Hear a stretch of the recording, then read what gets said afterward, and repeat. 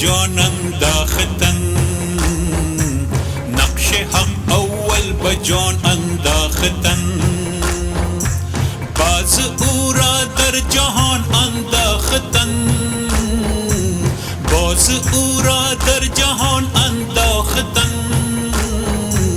نقش حق اول بجان انداختن، نقش حق اول بجان انداختن.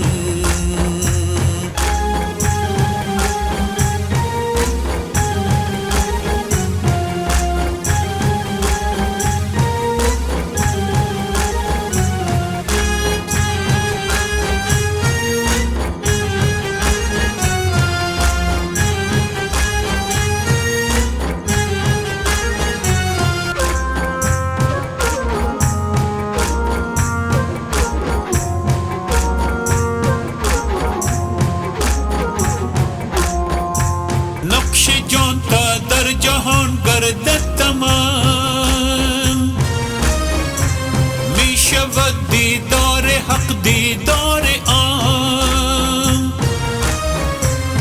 ای خنک مردی که از یک هوی او، نه فلک دارد توافی کوی او، نه فلک دارد توافی کوی او.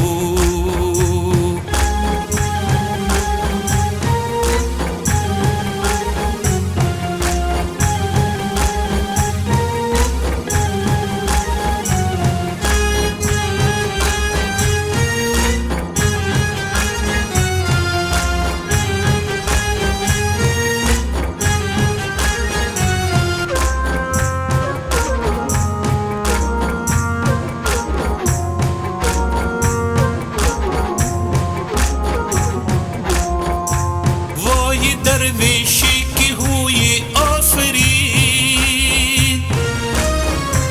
باز لب بربست و دم در خود کشید. حکم حق را در جهان جاری نکرد، نان از جو خورد و قراری نکرد، نان از جو خورد و قراری نکرد.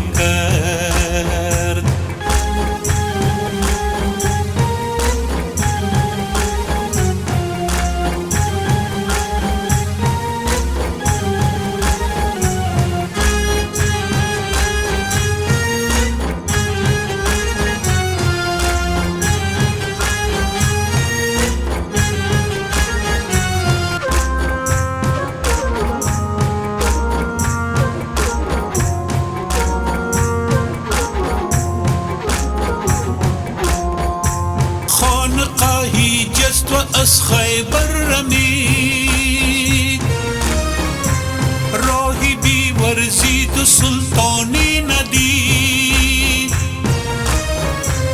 نقش حق داری جهان اخچیر توست، هم اینان تقدیر با تدبیر توست، هم اینان تقدیر با تدبیر توست.